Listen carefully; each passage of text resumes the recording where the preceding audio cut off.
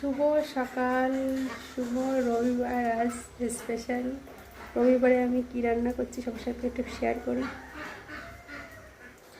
আজ নিয়ে আসছে খাসির মাংস। আমি সুন্দর করে খাসির মাংসটা পরিষ্কার করে নিয়েছি, পেঁয়াজ কেটে নিয়েছি, কড়াইয়ে তেল দিয়ে দিয়েছি, দিয়ে দেবো গোটা জিরা, যে পেঁয়াজটা কুচি করে রেখেছিলাম ওটা দিয়ে দেবো।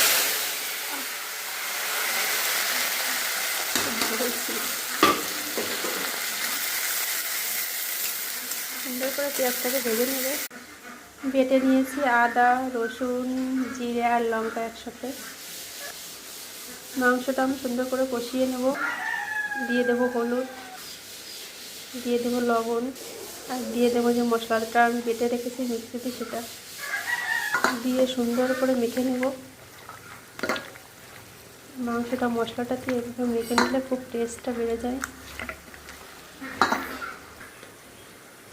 মাংসতে দেওয়ার জন্য আমি 6টা রসুন পরিষ্কার করে নিয়েছি। আমাদের বাড়িতে সবাই রসুন খেতে খুব ভালোবাসে, তার জন্য আমি খুব সুন্দর করে পরিষ্কার করে নিয়েছি রসুনটা আমি পেঁয়াজের সাথে ভেজে নেব।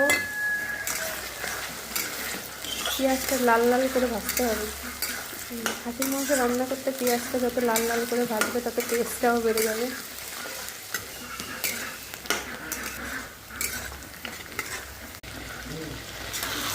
মশলা দিয়ে মাংসটা সুন্দর করে কষিয়ে নেব।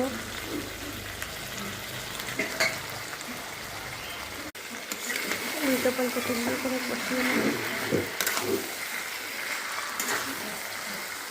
সুন্দর করে লাল লাল করে কষিয়ে নেব।